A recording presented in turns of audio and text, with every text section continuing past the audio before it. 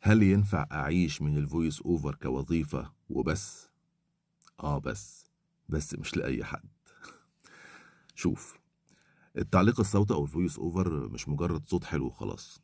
لا، الموضوع مش كده خالص، الموضوع غير كده خالص خالص، واللي هقوله لك ده عن تجربة شخصية وتجربة حياتية عايشها، وناس كتير زي عايشاها.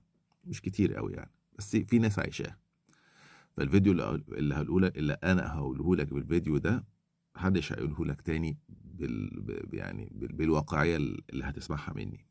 شوف، التعليق الصوتي مش مجرد صوت حلو وخلاص، لا، ده بيزنس. ومش بيزنس سهل كمان على فكرة. لازم تبقى فاهم انك بتبيع خدمة، والخدمة دي لها سعر وسوق ومنافسة وعملاء. لو فاكر انك هتقول كلمتين حلوين على المايك وفلوس الاعلانات هتنهال عليك، يبقى راجع نفسك كويس. تعال نقسمها. الموهبة لوحدها مش كفاية، السوق مليان أصوات حلوة كتير، لكن اللي مكملين قليلين قوي. طب ليه؟ لأنهم فاهمين اللعبة كويس قوي. التدريب والتطوير والإتقان مش رفاهية، لا، دول أساسيات لازم تعرفها كويس.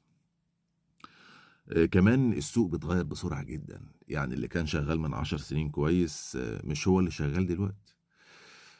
لازم تفهم متطلبات السوق كويس جدا، تعرف الجديد وتكون سابق بخطوة. مش بس تقلد اللي شغال، لا، لازم يبقى عندك ستايلك وبصمتك ولونك الجديد اللي دايما يخلوك ترند في الوقت وفي كل وقت. الفلوس مش فورية. يعني ايه؟ يعني النجاح في الفويس اوفر مش زي وظيفة حكومية فلوس بتنزل لك كل اول شهر في الفيزا كارد بتاعتك، لا.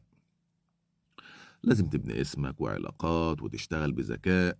في شهور هتكسر الدنيا، وشهور تانية هتبقى قاعد مستني المكالمة أو الإيميل اللي بيقولك عندنا شغل وعايزينك تسجله لنا.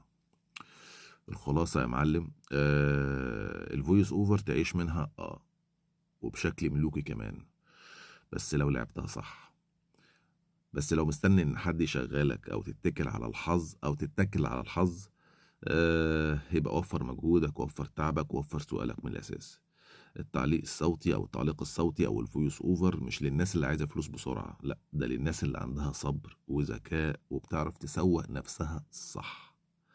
فالسؤال مش ينفع اعيش من الفويس اوفر، السؤال الصح هو هل انت عندك النفس الطويل والذكاء انك تبقى فويس اوفر فول تايم ولا لا.